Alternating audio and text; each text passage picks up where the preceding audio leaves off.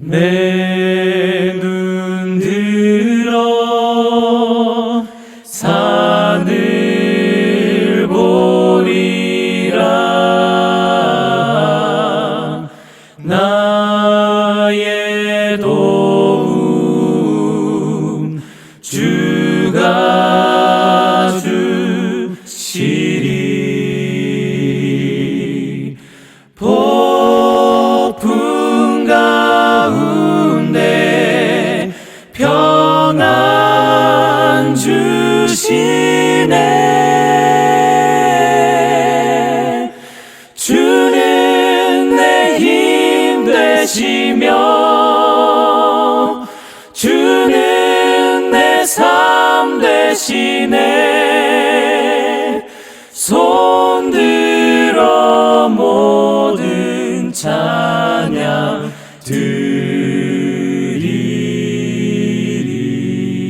드리리.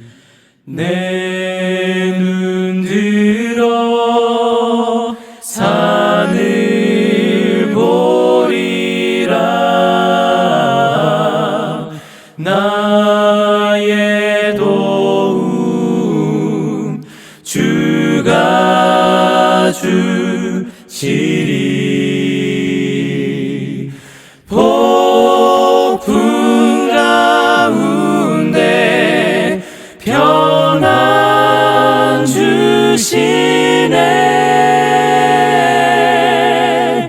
주는 내 힘 되시며 주는 내 삶 되시네. 손들어 모든 찬양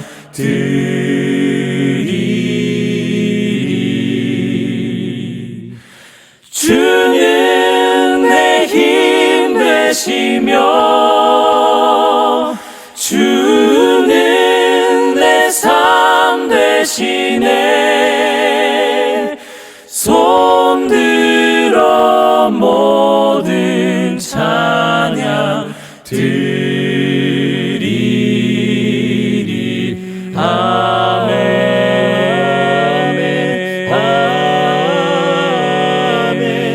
아멘.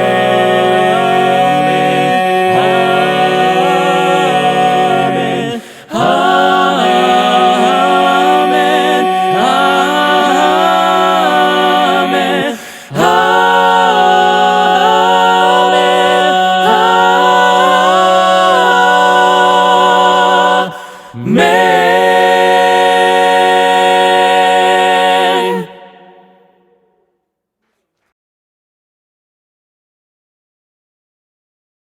우리 하나님의 말씀 예레미야 13장 16절 함께 읽겠습니다. 시작. 그가 흑암을 일으키시기 전, 너희 발이 흑암한 산에 거치기 전, 너희 바라는 빛이 사망의 그늘로 변하여 침침한 흑암이 되게 하시기 전에 너희 하나님 여호와께 영광을 돌리라. 아멘. 여러분 안녕하십니까? 네. 웃을 일 없는 세상살이에 지친 여러분들께 이 안식일만큼은 기쁘고 즐거우시라고 이 웃는 동물들의 사진들을 좀 준비해 보았습니다. 여기 아가 원숭이, 나무늘보가 웃고 있어요. 여기 흐뭇한 미소를 짓고 있는 낙타도 있습니다. 얼룩말도 웃고요. 아, 도마뱀도 웃을 줄 아는군요. 아, 물개도 천진난만하게 웃고 있습니다. 이 덩치 큰 바다코끼리도 웃고요. 얘는 뭐가 그렇게 재밌는지 배꼽을 잡고 웃고 있습니다. 돌고래도 웃네요. 아, 이 못생긴 개도 웃으니까 귀엽네요. 그렇죠? 네. 여러분, 동물들도 감정이 있어서 진짜 웃는 것일까요? 아니면 웃는 것처럼 보이는 것 뿐일까요? 뭐 한번 손들어 보실까요? 한번. 동물들도 웃을 수 있다. 한번 손들어 보십시오. 오, 예, 꽤 많으시군요. 동물들이 웃지는 못한다. 그냥 웃는 것처럼 보이는 사진을 찍었을 뿐이다. 아, 네. 대부분이 동물들도 웃을 수 있다. 이렇게 손을 드셨는데, 저는 사실 동물들은 웃을 줄 모르는 줄 알았거든요. 네, 근데 이 영상에 정답이 있습니다. 한번 보실까요? 보라가 바나나를 먹는 동안 팔을 간지럼 태워보는데 엉덩이 심하네요. 손으로. 장갑 빼고 빨리. 장갑 빼고. 손으로 해봐도 마찬가지군요. 어떻게 해도 아무 반응이 없습니다. 먹는 데만 열중하고 웃지는 않습니다. 이거는 될것 같아요. 겨드랑이도 한번 해보는데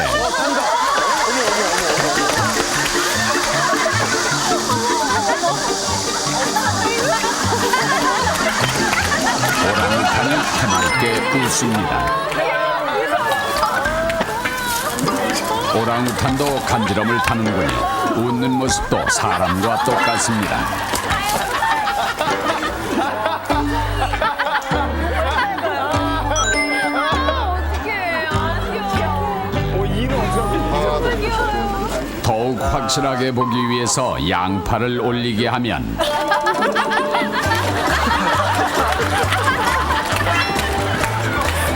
오랑우탄도 간지럼을 태우면 즐거워합니다. 어떡해.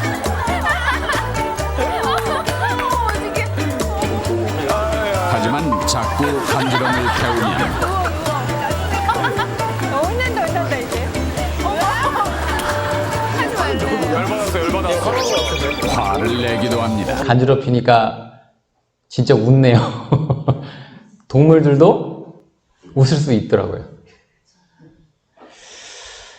여러분, 이 안식일 걱정, 근심 예수님께 다 내려놓고 정말 늘 기쁘고 즐겁게 웃으면서 사시는 저와 여러분 되시기를 간절히 기도합니다. 우리는 지난 시간 하나님의 영광은 그분의 품성이며 그분의 품성을 바라볼 때 우리는 자연스럽게 죄를 깨닫게 되고 회개하게 된다는 것을 배웠습니다. 우리는 또 천연계를 통해 하나님의 영광을 볼 수 있다고 말씀을 드렸는데요. 우리의 이기적인 마음, 즉 죄가 하나님의 영광을 가로막고 있기 때문에 죄인들은 결코 자신들의 어떤 힘이나 행위나 노력으로 하나님께 결코 영광을 돌릴 수 없습니다. 하지만 하나님께서 우리의 마음의 죄를 씻어주고 정결케 하실 때 이 자해의 순환이 이루어져서 우리를 통하여 하나님은 영광을 받으신다고 말씀을 드렸습니다. 여러분, 이 진리가 정말 우리의 체험적인 지식이 되기를 간절히 기도합니다. 이 말씀을 듣고 어떤 분이 이 천연계를 바라보면서 계속 하나님의 영광을 찾으려고 묵상하는 모습을 보았습니다. 제가 참 개인적으로 감동을 받았어요. 이런 말씀들을, 우리가 들은 지식들을 그저 머리로만 아는 것이 아니라 우리의 삶에 적용할 필요가 있어요. 체험적인 지식이 중요한 거예요. 하루는 성령께서 제게 나무를 통해서 하나님의 영광을 보여주셨는데요. 여러분, 이 나무를 자세히 보니까요, 이 연약할수록 높이 있어서 섬김을 받고요, 강할수록 좀 더 낮은 곳에서 섬기고 있더라고요. 그렇죠? 여러분, 나무의 이파리를 보면 새순들이 어디에 있습니까? 가장 꼭대기에 있어요. 가장 강한 뿌리는 아예 보이지도 않는 땅 밑에서 연약한 줄기들과 나뭇잎들을 위해서 묵묵히 봉사하고 있더라고요. 여러분, 그러나 이 세상은 이 나무에 나타난 하나님의 품성과 얼마나 대조적입니까? 정반대이지요? 강할수록 위에서 편하게 군림하고 짓밟으려 합니다. 약할수록 낮은 자리에서 힘들게 일하고 섬기고 봉사하죠. 여러분, 이렇게 나무라는 천연계를 통해 하나님의 영광을 바라볼 때 우리는 우리의 교만과 이기심이라는 죄를 깨닫고 회개하게 되는 것입니다. 여러분, 꼭 삶에 적용하셔서 이 진리가 정말 체험적인 지식이 되시기를 다시 한번 간절히 바랍니다. 체험적인 지식이 중요해요. 저는 지난주 예수님을 부르면 구원을 얻는다는 이 체험을 몇 번을 했어요. 그 중에 하나만 좀 나누고 말씀으로 들어가 보겠습니다.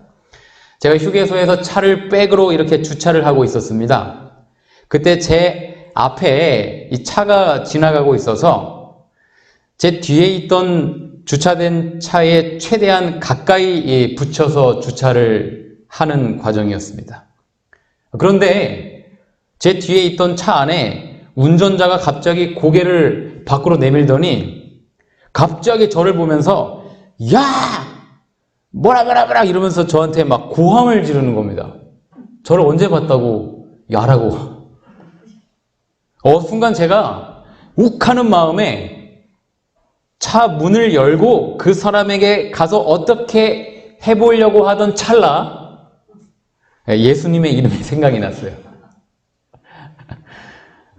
순간 저는요, 예수님을 부르면서 그 사람에게서 시선을 돌려서 제가 앞만 보고 다른 곳으로 재빨리 이동을 했어요. 저는 원래 이런 일을 당하면 절대로 그냥 안 넘어가는 성깔입니다. 특별히 모르는 사람한테는 더 심하게 해요, 제가. 저 모르잖아요, 목사인 것도. 그런데 여러분, 이 예수님을 계속 부르니까 얼마 안 돼서 한 2, 3분 됐을까요? 제 분노가 가라앉고 마음이 평안해지는 것입니다. 정말 믿음으로 예수님의 이름을 부르면 확실히 구원을 얻어요. 저희 가족들도 신기해하면서 저를 칭찬해 주더라고요. 과거 같았으면 안 그래요. 그냥 한판 붙고 사과까지 받아내고 제가 말아야만 직성이 풀리는 성격입니다. 그러면 가족들은 또 어떻게 돼요? 분위기가 이상해지잖아요. 제가 아무리 옳았다 할지라도 그거는 아니더라고요. 여러분들도 일상생활에서 꼭 체험하시길 바랍니다. 체험적인 지식이 중요해요. 자, 이제 지난 시간에 이어서 우리가 어떻게 하나님의 영광을 볼 수 있는지, 어떻게 우리가 하나님께 영광 돌리는 삶을 살 수 있는지 그 두 번째 시간으로 살펴보겠는데요. 두 번째는 우리가 성경 말씀을 통하여 우리는 하나님의 영광, 곧 그분의 품성을 볼 수 있어요. 첫 번째는 천연계를 통하여 그분의 영광을 볼 수 있다고 그랬고요. 두 번째는 하나님의 말씀입니다. 요한일서 4장 8절에 보면 하나님은 사랑이심이라 라고 기록되어 있죠. 우리는 성경 말씀을 통해 하나님의 품성이 사랑이라는 것을 알 수가 있는 것입니다. 성경 아니면 우리가 이거를 정확하게 배울 수가 없어요. 그분의 영광은 사랑의 품성인 것입니다. 생애예비 제1 문장에도요, 천연계와 성경은 둘 다 하나님의 사랑을, 그분의 품성, 곧 그분의 영광을 우리에게 보여준다라고 기록되어 있어요. 여러분, 교회 증언 8권에 있는 말씀 함께 읽어볼까요? 시작. 전체적인 성경은 그리스도 안에 있는 하나님의 영광의 계시이다. 분명하죠. 하나님의 영광의 계시가 바로 성경이고요. 화이트석에도 성경의 갈피마다 그분의 영광이 빛나고 있다. 이렇게 기록되어 있어요. 성경에서 하나님의 영광이 비추고 있는 것입니다. 우리는 성경을 바라볼 때 하나님의 영광을 볼 수가 있는 거예요. 저희 가족들은 요즘 아침 예배 때 사무엘상을 읽고 있는데요. 엊그제 이 사무엘상 25장을 읽으면서 저는 개인적으로 하나님의 영광을 보았어요. 저는 아비가일이 이 지혜롭고 민첩해서 자신의 가정을 다윗의 이 공격으로부터 구한 줄 알았는데요. 사무엘상 25장 32절에 이렇게 기록되어 있더라고요. 다윗이 아비가일에게 이르되 오늘날 너를 보내어 나를 영접하신 이스라엘의 하나님 여호와를 찬송할지로다. 여러분, 그러니까 아비가일에게 지혜와 민첩함을 주신 분은 누구셔요? 이 말씀을 보니까 하나님이 하신 거예요. 아비가일의 지혜와 민첩함이 아니었더라고요. 다윗의 범죄를 막으시고 아비가일의 가정을 지키신 분도 누구십니까? 하나님이신 거예요. 아비가일이 아니었어요. 저는 이 말씀을 묵상하면서 이 하나님의 선하심과 또 인자하신 그 품성을 여기서 보게 되었습니다. 무엇보다도 그 하나님의 이 지혜와 사랑을 바라보게 됐어요. 성경은 우리에게 그분의 영광의 빛을 오늘도 비추고 있는 거예요. 여러분, 이 성경을 간단하게 요약하면 10계명으로 요약을 할 수가 있고요. 그 10계명을 다시 두 문장으로 요약하면 하나님을 사랑하고 이웃을 사랑하라 라고 요약할 수 있죠. 근데 이 두 문장을 다시 한 단어로 압축하면 사랑이라는 단어가 남습니다. 그러니까 이 성경은 하나님이 사랑의 품성을, 그분의 영광을 우리에게 선포하고 있는 것입니다. 여러분, 이 원리를 이 빛을 통과하는 프리즘 실험을 통해서 좀 명확하게 설명을 드릴 수 있는데요. 영상을 잠깐 보실까요? 빛을 분산시키는 역할을 하는 프리즘을 이용해 실험해봤는데 빛에 이렇게 삼각형 단면에 프리즘을 비춰주면 빛이 굴절을 하게 되면서 여러 가지 색깔의 빛을 보게 될 수 있는데요. 실제 햇빛으로 같은 실험을 진행한 결과 빨강, 노랑, 파랑, 초록 등 빛 속에 다양한 색이 숨어 있음을 관찰할 수 있었다. 네. 이 빛이라는 것이 이 프리즘을 통과할 때 7가지 아름다운 빛깔로 보여지잖아요. 마찬가지로요. 이 사랑이에요. 원래는 하나님의 율법은 그냥 사랑이었습니다. 사랑하라. 이게 전부였어요. 이 사랑이라는 빛이 이 죄라는 프리즘을 통과하게 되니까 10계명이라는 10가지 빛깔로 나타나게 된 것입니다.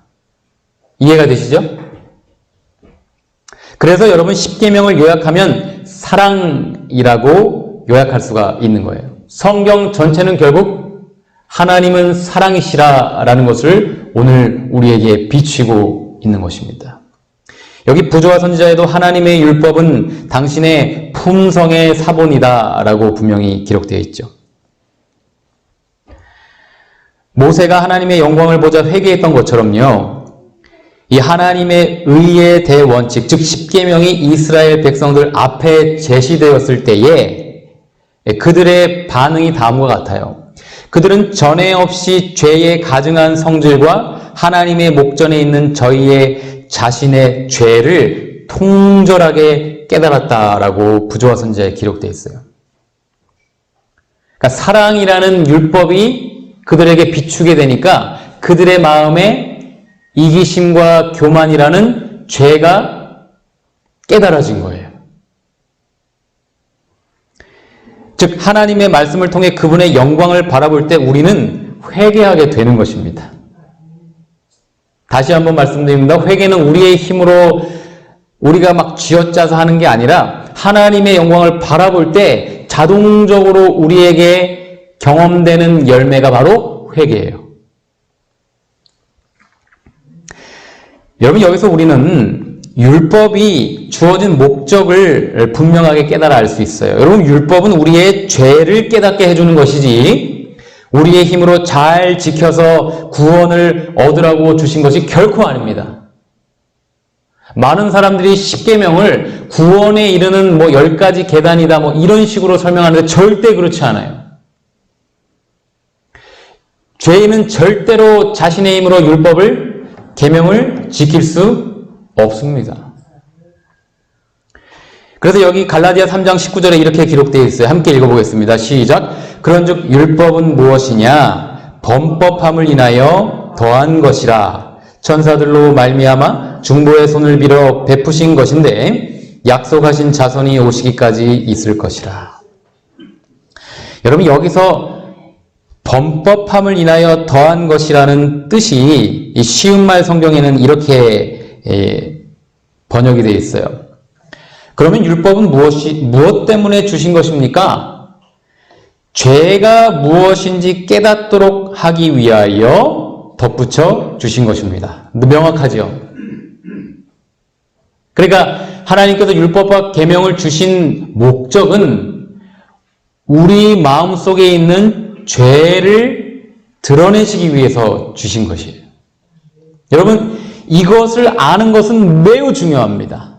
저는 과거에 제 힘으로 그것을 지켜보려고 애쓰고 노력했어요. 안 되더라고요. 율법을, 계명을 주신 목적을 제가 몰랐기 때문입니다. 율법이 없이는 우리 스스로 결코 우리가 죄인인지조차도 알 수 없기 때문에 죄가 무엇인지 깨닫도록 하기 위해서 주신 거예요. 여러분, 대한민국에서 남의 물건을 몰래 도둑질하는 것은 죄입니까? 선우야, 죄예요, 이거? 왜요? 왜 죄입니까, 이게? 네? 대한민국 형법 제329조에 나와 있거든요.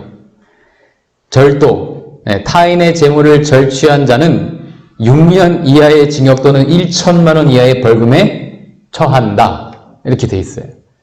법이 죄라 하기 때문에 훔치는 것은, 절도는 죄예요. 맞습니까? 자, 그러면 대한민국에서 다른 사람의 소유를 마음으로 탐하는 것도 죄입니까? 그건 아니죠.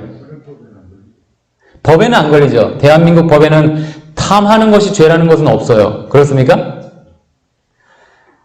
한 강아지가 탐심을 제어하지 못해서 처절한 응징을 당하는데요. 영상을 보실까요? 엄마가 준 케이크를 사이좋게 강아지랑 나눠 먹는데 이번엔 강아지가 먼저 싸움을 걸었다.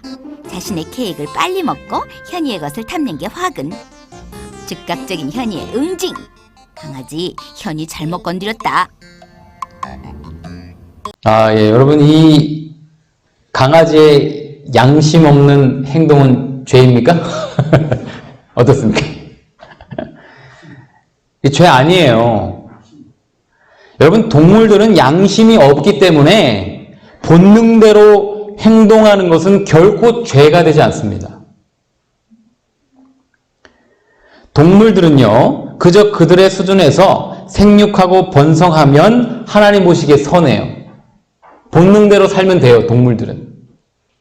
근데 인간은 그렇지 않아요. 양심이란 것이 있죠. 하나님께서 주신. 여러분, 이미 충분히 가졌는데도 더 많이 가지려고 탐하고 욕심 부리는 것도 죄일까요? 이미 오늘 먹을 음식이 있고 입을 옷이 있으며 살 집이 있는데 만족하거나 감사하지 않고 더 많은 돈을 탐하는 것도 죄일까요? 네. 여러분, 대한민국에서는 죄가 아니에요. 대한민국 법에 비춰서는 그것은 절대 죄가 되지 않습니다. 행동하지 않았으니까요. 그런데 10계명에 비추어서는 죄예요. 10계명의 10번째 계명에 있지 않습니까? 이웃의 것을 탐내지 말라라고 기록되어 있어요. 이 빛에, 이 영광에, 이 계명에 비추어 볼 때 탐심은 죄입니다. 그래서 로마서 7장 7절에 율법으로 말미암지 않고는 내가 죄를 알지 못하였으니 곧 율법이 탐내지 말라 하지 아니하였다면 내가 탐심을 알지 못하였으리라 라고 기록되어 있는 것입니다.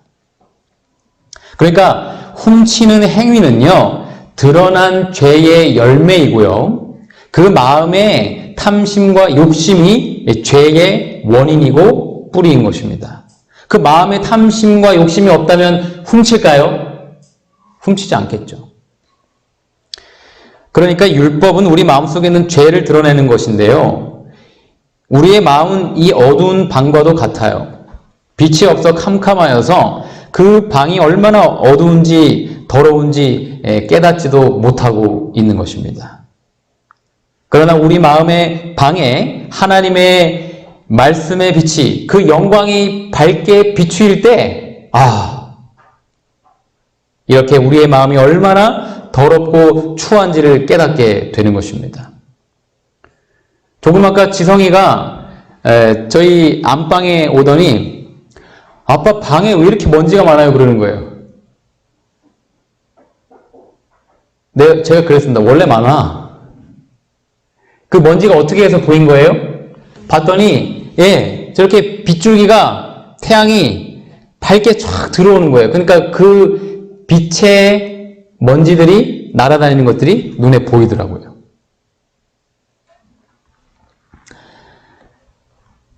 사도 바울은 로마서 7장 9절에 다음과 같이 기록했어요. 전에 법을 깨닫지 못할 때에는 내가 살았더니 계명의 이름에 죄는 살아나고 나는 죽었도다.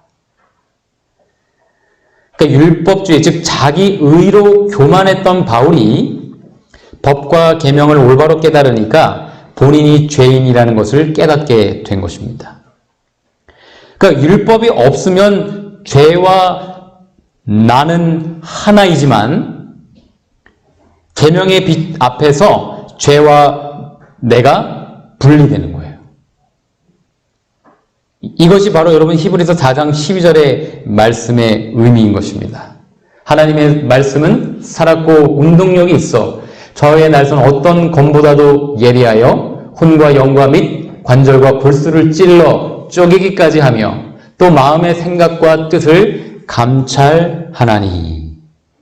하나님의 말씀이 예리한 검과 같대요. 그 검은 어디에 사용하는 것일까요? 우리를 죽이는 것일까요? 아니죠. 살리는 것이죠. 만약에 우리 몸에 큰 암덩어리가 발견이 되면 수술로 제거를 해야 됩니다. 그렇죠? 가만히 놔두면 어떻게 되죠? 그 암덩어리가 결국 온 몸에 잠식하여 우리의 생명을 취하기 때문입니다. 그래서 그 수술을 할 때 의사들은요, 예리한 수술용 메스가 필요해요. 마찬가지로 하나님의 말씀은 우리의 마음의 암덩어리와 같은 죄악들을 우리와 분리하는 예리한 칼날들인 거예요. 여러분, 이 말씀을 꼭 체험하게 되시기를 간절히 기도합니다. 하나님의 말씀은 우리 마음의 암덩어리 같은 죄들을 수술하는 수술용 메스와 같아요. 그것이 제거될 때 우리의 몸과 마음에 놀라운 치유와 회복이 일어나는 것입니다. 예수님께서는 한 발 더 나아가셔서 마태복음 5장 27절에 다음과 같이 말씀하셨어요. 읽어보겠습니다. 시작. 또 간음치 말라 하였다는 것을 너희가 들었으나 나는 너희에게 이르노니 여자를 보고 음욕을 품는 자마다 마음에 이미 간음하였느니라. 여러분, 이 말씀은 우리가 참 잘 아는 말씀이에요. 그런데요, 여러분, 이 말씀은 정말 깊은 의미가 있어요. 그래서 여러분, 우리는 영화나 드라마 혹은 유튜브를 보거나 악한 게임들을 저희가 피해야 되는 거예요. 왜냐하면요, 마음속으로 생각만 해도, 상상만 해도 하나님께서 보시기에는 실제로 한 것으로 보시기 때문입니다. 여러분, 이 진리는요, 과학적으로도 증명이 되고 있지요. 그것은 바로 미러 뉴런입니다. 거울 신경 세포예요. 영상과 함께 다시 한번 설명을 좀 드리겠습니다. 이탈리아의 1996년에 리촐라티 연구팀이 연구를 했어요.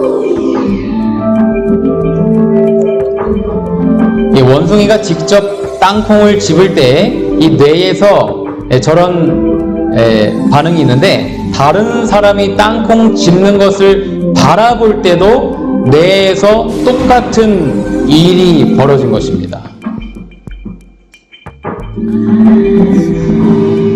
그러니까 같은 위치에 신경세포가 반응을 한 것입니다. 그냥 바라보기만 했는데. 이것이 이제 감정이입세포 또는 이 거울 뉴런이라고 하는 것이에요. 그러니까 자기가 직접 하지도 않았는데 바라보기만 했는데 그 행동을 쳐다보기만 했는데 그것이 뇌에서는 자기가 한 것으로 인식을 하고 있는 거예요. 여러분 우리의 마음이 어디에 있다 그랬죠? 우리의 뇌예요, 뇌.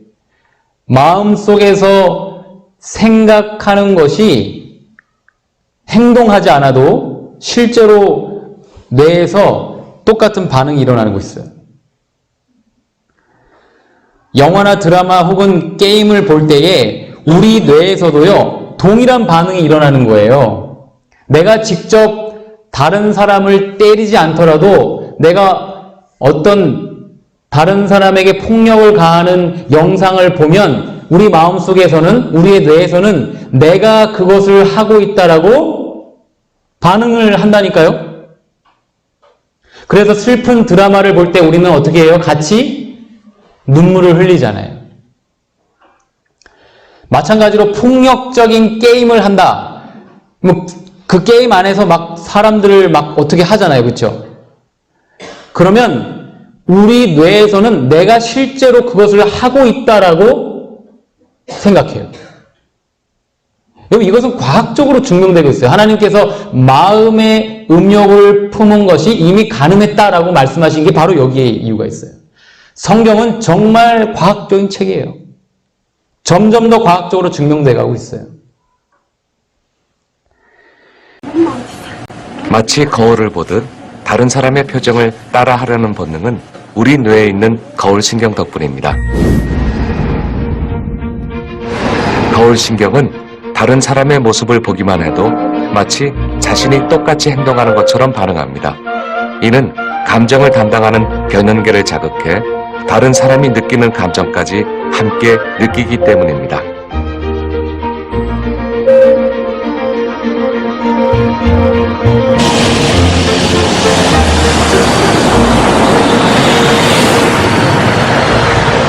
이 과정은 모의 비행을 할 때와 유사합니다. 실제로 하늘을 날고 있지는 않지만 화면을 보면서 자신이 직접 비행기를 탄 것 같은 체험을 합니다. 그저 눈으로 보는 것뿐인데 비행기가 요동칠 때 두려움과 긴장감까지 함께 느낍니다.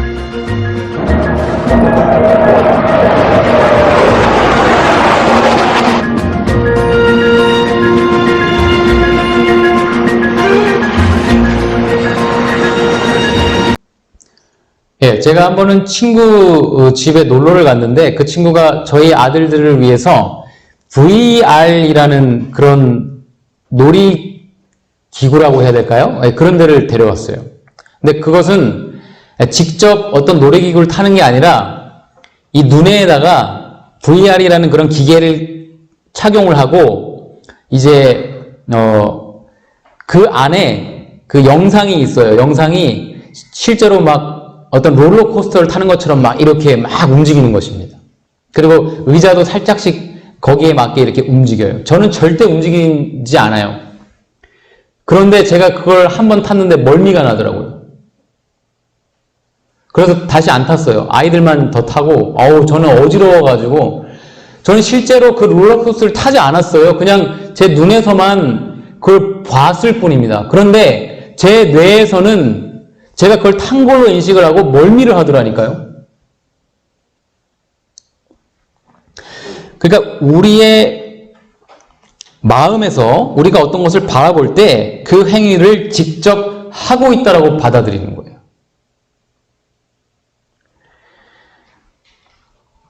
그리고 또 한 가지는 천국에서는 우리의 마음속 생각이 곧 현실이 되기 때문에 그렇습니다. 천국에서는 우리가 생각하는 대로 바로 그것이 현실로 이루어져요. 제가 지금 부모님을 생각하면서 경기도 광주에 가고 싶다 하잖아요. 그럼 저 몸은 여기 있잖아요. 마음 거기 가지만. 근데 천국에 가면 마음과 몸이 하나로 됩니다. 이제 죄가 없어졌기 때문에. 죄로 인해서 그게 분리된 거예요. 근데 제가 광주에 있는 부모님 생각을 하면 제 몸이 광주에 이미 가 있어요. 그게 천국이에요. 그런데 천국에서 다른 사람을 해코지하려는 생각을 한다면 그 생각이 곧 현실이 된다니까요. 그런 사람들은 천국에서 행복할 수 없기 때문에 스스로 천국에서 제외돼요. 우리가 이제는 더욱더 생명의 근원인 마음을 지켜야 하겠습니다. 사탄이 영화나 드라마 혹은 유튜브 혹은 이 게임을 하라는 생각을 넣어줄 때 이 말씀을 생각하고 또 말씀이신 예수님을 불러서 마음을 지키시고 범죄하지 않는 저와 여러분 되시기를 간절히 기도합니다. 그러니까 하나님의 말씀이 우리의 힘으로 지키라고 주신 것이 아니라 우리의 죄를 드러낸다는 이 진리는요, 정말 우리를 자유케 하는 복음이에요. 여기 그 유명한 고린도전서 13장 사랑장의 말씀이 있는데요. 사랑은 오래 참고 온유하며 투기하는 자가 되지 아니하며 자랑하지 아니하며 교만하지 않는다. 저는 과거에 제 힘으로 오래 참으려고 해보고 제 오기로 온유하려고 노력해봤어요. 그러나 늘 실패하고 폭발하고 좌절하고 낭망할 뿐이었습니다. 이 말씀을 주신 목적을 제가 깨닫지 못했기 때문이에요. 여러분, 사랑은 하나님의 영광이고 그분의 품성이에요. 심지어 아까 우리가 읽었던 말씀대로 하나님은 사랑이시라 이렇게 돼 있어요. 그러니까 여러분, 이 말씀은 이렇게 읽어야 돼요. 하나님은 오래 참고 하나님은 온유하며 하나님은 자랑하지 아니하며 교만하지 않는 분입니다. 아시겠죠? 너희의 힘과 노력으로 오래 참고 온유하고 교만하지 않게 하라는 말씀이 아니라니까요. 그리고 우리 안에 하나님이 계시면 오래 참게 되고 온유하게 된다라는 약속의 말씀이었더라고요. 그러니까 이 말씀으로 우리의 마음을 비추는 거예요. 만약 오늘 우리가 오래 참지 않고 온유하지 않으며 투기하고 자랑하고 교만하고 있다면 우리 안에 하나님이 계시지 않는다는 증거예요.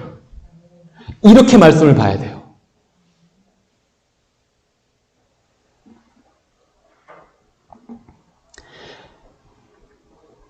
교회 활동 열심히 하고 아무리 교회 오래 다니고 뭐 했더라도 혹은 목사를 할지라도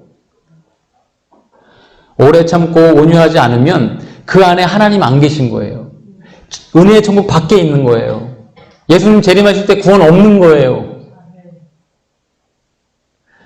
저는 날마다 살아가면 살아갈수록 점점 더 제 안에 하나님의 사랑이 없음을 깨닫게 돼요. 제 안에 하나님의 사랑이 없더라니까요. 그래서 하나님의 사랑을 더욱더 구하게 되더라고요. 정말 저의 사랑은 얼마나 이기적이고 얼마나 대가를 바라는 사랑인지 몰라요. 그걸 점점 더 깨달아 가고 있어요. 저는 이것이 하나님의 은혜라고 생각합니다.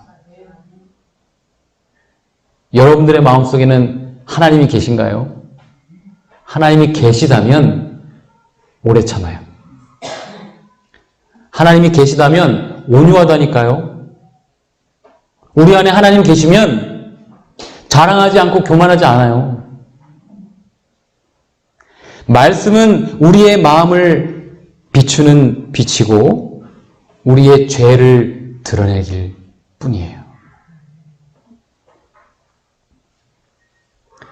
여기 요한복음 14장 15절에 너희가 나를 사랑하면 나의 계명을 지키리라. 하나님의 계명을 지키는 것은 하나님을 사랑하는 결과네요. 우리가 하나님을 사랑한다 하는데 우리가 진짜 하나님을 사랑하는 것을 어떻게 알 수 있는가? 오늘 나의 삶을 보면 알 수 있어요. 입으로 하나님을 제가 사랑합니다 라고 아무리 고백한다 할지라도 그 그의 삶에서 하나님의 계명을 지키고 있지 않다면, 다른 이웃들을 사랑하고 있지 않다면 그 고백들은 아무짝에 또 쓸모없는 헛거라는 것입니다. 제가 군대에 가서 정말 이 고생을 하면서 이 부모님의 사랑을 많이 깨닫게 됐어요. 제가 입대한 날 저와 작별하시고 집에 돌아가시면서 어머니가 정말 많이 눈물을 흘리셨다는 얘기를 들었을 때, 그 어머니의 사랑이 가득 담긴 손편지를 받고 부대 화장실에서 읽고 또 읽으면서 눈물을 훔칠 때, 그리고 행군으로 제 발이 정말 큰 물집들이 잡힌 것을 휴가 때 보시고 마음 아파하시는 아버지의 사랑을 제가 느낄 때, 저는 더욱 부모님께 순종하는 아들로 거듭나게 되더라고요. 부모님의 사랑을 깨달으니까 부모님께 순종하게 되더라니까요. 부모님이 나에게 하시는 말씀은 나를 사랑해서 하시는 말씀이지, 내가 그것에 기쁨으로 순종해야겠다, 이런 마음이 생기는 거예요. 우리가 하나님의 사랑을 깨달을 때, 우리가 하나님을 사랑할 때 우리는 그분의 말씀에 즐겨 순종하게 됩니다. 경험하시길 바랍니다. 그래서 하나님의 사랑에 집중해야 돼요. 하나님의 영광에 우리가 집중을 해야 돼요. 성경 말씀에서 하나님의 사랑을, 그분의 영광만을 바라보시기를 간절히 바랍니다. 정말 중요해요. 여러분, 성경에서 하나님의 사랑을 찾아야 돼요. 성경에는 죄의 역사들도 같이 포함돼서 기록되어 있습니다. 그리고 사단은 그것들을 우리에게 자꾸 오해하도록 왜곡시키고 우리의 눈을 어둡게 합니다. 그래서 우리가 성령이 필요해요. 말씀에서 하나님의 사랑을 봐야 돼요. 그분의 사랑의 렌즈를 끼고 말씀을 우리가 날마다 보아야 하는 것입니다. 그 하나님의 사랑의 품성을 깨달을 때 우리는 회개할 뿐만 아니라 그 말씀에 순종하게 되어지는 것이에요.